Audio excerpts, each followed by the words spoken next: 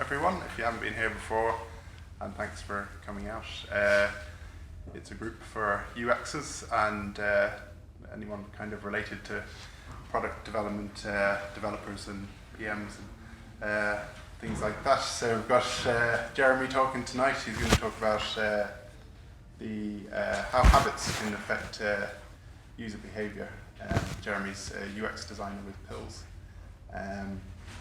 Just want to say this group has not really got any particular agenda, and if there's anybody who wants to see anything or is interested in a particular subject or wants to do a presentation themselves, just get in touch with me and I'd be happy to talk to you. And we're going to pass around our survey just to find out a bit more about who's coming to the meetup and what people are looking to see. So that's it really. I'll hand you over. Thanks, George. So welcome everybody. So research is the very foundation of UX design. And as you're experiencing this meetup right now, analogically, I would like to find out who is my audience. So I would like to kindly ask you a few questions, and if you could answer to those questions by simply raising your hand up, it would be great. So can you please tell me how many of you are UX, UI designers here? Okay, great. How many of you are developers? Any on the product side, product owners maybe? Marketing? Okay. Business owners, entrepreneurs? Very good. My name is Jeremy Walewicz, and I am user experience designer for about 10 years. I worked on more than 70 projects in my career. Currently, I work for Pills in Cork. Pills is a safety automation leader and provides the safety solutions for the biggest manufacturing processes in the world. So UX goal is to meet users' expectations, to with the best experience possible, delight them, and make them happy to come back. But we need to face many obstacles in order to attain that goal. And the best way to prevent the problem from happening and to avoid, let's say, hiccups, we need to identify the problems before they occur. So in this talk, I would like to cover one of the most common, let's say, hiccups in the user experience design. And I call that phenomenon a habitual hiccup of UI transformation. So what do I mean precisely by UI transformation? I mean the process of the redesign. And why do we redesign? Why do we change the products? Well, there are many, many different reasons for that. But I allowed myself to categorize them into three main points. First is the attempt to improve our product visually, to make it look more contemporary and more aesthetically pleasing. Or maybe your organization is facing the process of rebranding. Therefore, we need to change the identity of the product. And that's the visual side. Another reason is basically feedback from our users and the conclusions that we derive from our observation. But the main driver is usually the business attempt to increase the acquisition, the growth, and make retention more solid. So in my work as a UX designer, I had run hundreds and hundreds of redesigns, many of them implemented and tested, with sometimes somewhat results of unexpected nature. And after some time, I learned what was the issue. But I never, ever encountered in my career the users writing a petition to remove my redesign. And that's what actually happened in the case of the Snapchat. over 1,200,000 users signed a petition to remove the update. So we can see how significantly that impacted the active users of Snapchat. But it also impacted their growth that dropped from 5% to 2% in the first quarter of 2018. And this is the famous redesign made.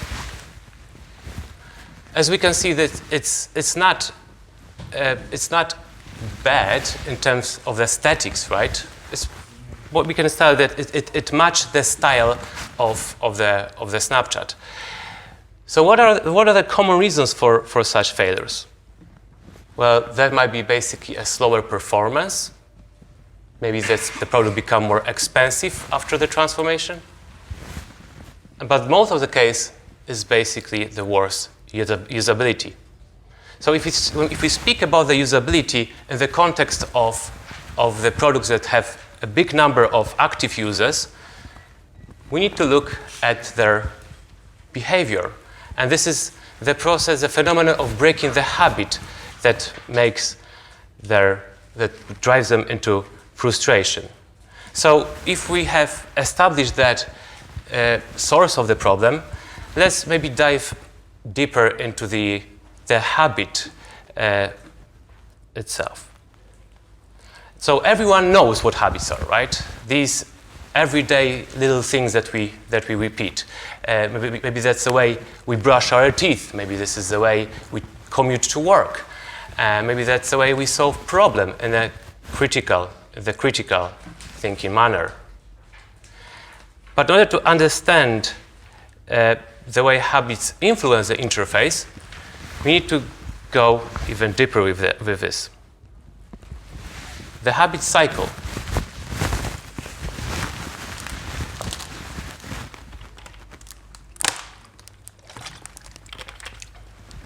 Habit is a regularly repeated behavior that requires little or no conscious thought. And according to Dr. Loretta Browning, it takes around 45 days to form the habit and establish neural pathways. Now, this time might be shorter or longer, depends on the habit itself, on that behavior. But there are two factors that change that time, and that's the frequency of the usage and what we get in return when we use the product or we behave in a certain way, and that's the value of the product or the service. Now, if we put these two factors into this chart, that's how Nir Eyal had presented his theory about the habit zone, which is a precondition of forming the habit. So if I would give you an example of two products, the Google search and shopping on Amazon. Oh, no, slide. So Google search, we search things every day, several times, non-stop we're searching for Google. So the frequency is very, very, very high. But when we take the Amazon, we don't usually shop every single day, unless you're insanely rich and you have a warehouse where you can store all those things. But then the frequency is much less, and the value of the singular search on Google is much less than the physical good. Now, but how does the habit impacts the interface directly?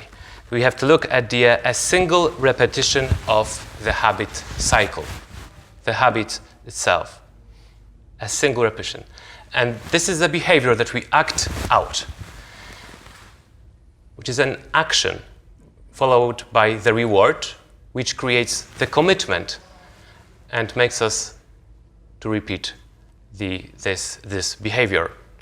So Dr. B.J. Fogg from Stanford University described action as to occur when trigger, motivation, and ability are present.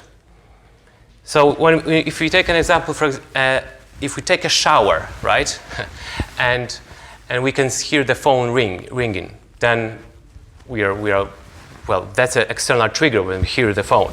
That's how our senses pick it up. Then the motivation is our curiosity, because we don't know who is calling.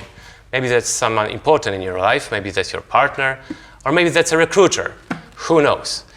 And the ability is quite poor because we are all wet and the time is limited. So we don't take this action. So if we would unpack those three factors, that's where actually psychology overlaps with UX, or the other way around. The triggers, especially the intrinsic triggers, are those cues, those little things that prompt us to action, and which comes from ourselves, from our conscious and unconscious self. External triggers, on the other hand, are all the signals that come from the surrounding environment.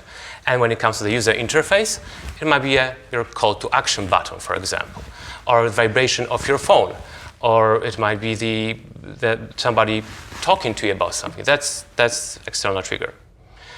Motivation, pretty neatly covered by the gaming industry, and we can hear a lot about the gamification, which covered motivation aspect very, very well.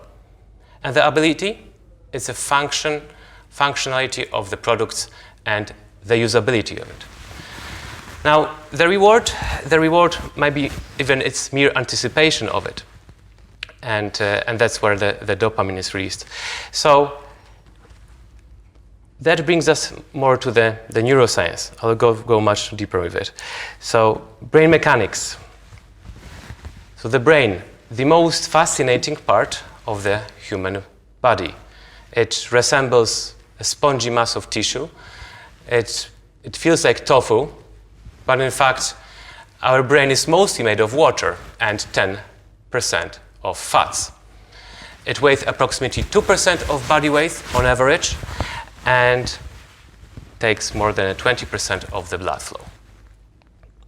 Now, its basic building blocks are known as neurons, and we have around 100 billion of these, each one between from 1,000 to 10,000 connections to other neurons, creating a neural pathways, something like roads within the brain. And we have literally trillions of neural connections inside our brain, similar to a city's electrical power grid. The information is passed along these roads through a series of electrical impulses and chemical messages. So if we think of a brain in terms of the software, if it's like a functional environment that we can code, right? These neural pathways are our behaviors. So what we would use for coding that significant machine, it's not a programming language, it's not a language literally, it's our emotions. And our emotions manifest themselves in our brain through brain chemicals, such as the positive ones, dopamine, serotonin, endorphins, oxytocin, and on the dark side, we've got cortisol. And adrenaline is a bit of neutral hormone.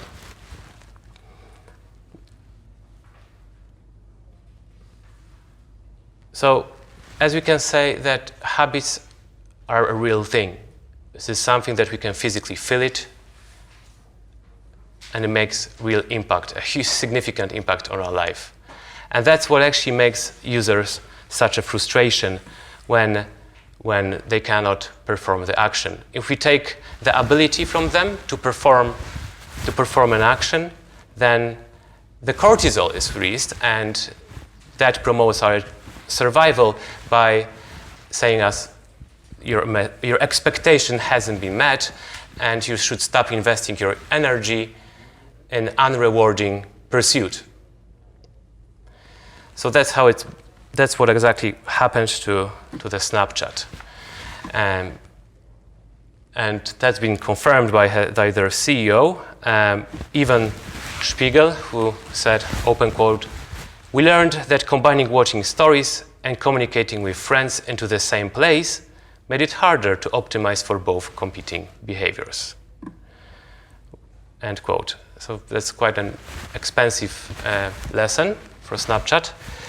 And that's the case where they have a huge amount of traffic and a number of users that come into the product. And that's where they should really look at the behavioral patterns of the users. Another comment from the internet, I say this is from the UX Collective. My story was always on top of my friend's stories, and it was very easy to see it. But what is happening now? On the camera screen, you have to click on the top left corner, then find section called My Stories, then expand My Stories section by clicking on it.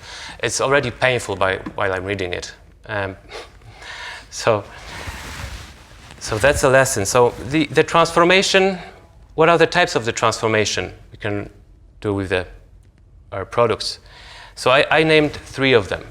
The drastic transformation, where the users do not expect the change at all, and it impacts their behavioral patterns. And the adaptive transformation, where users are aware it happens, and we can gradually guide them to adapt. Then the smooth transformation is the one that usually happens with the small changes on the UI side, like moving certain UI elements, but very subtle way, and that's where the users sometimes don't even notice the change. It's very rare, and to run a big bang transformation without people noticing it. So how can we avoid drastic transformations and run adaptive ones? So we should always start with the qualitative research first and observe the users, monitor their activity to define behavioral patterns. And we can do it by conduct interviews, make observations through shadowing, run usability tests on the current and the redesigned version of the product.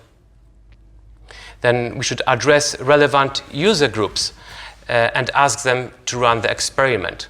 Talk to your users. They're eager to help you. It's just the matter of communicating.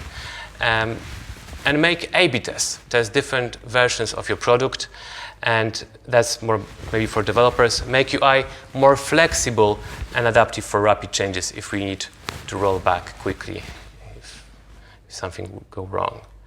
And change UI gradually and slowly if it's possible.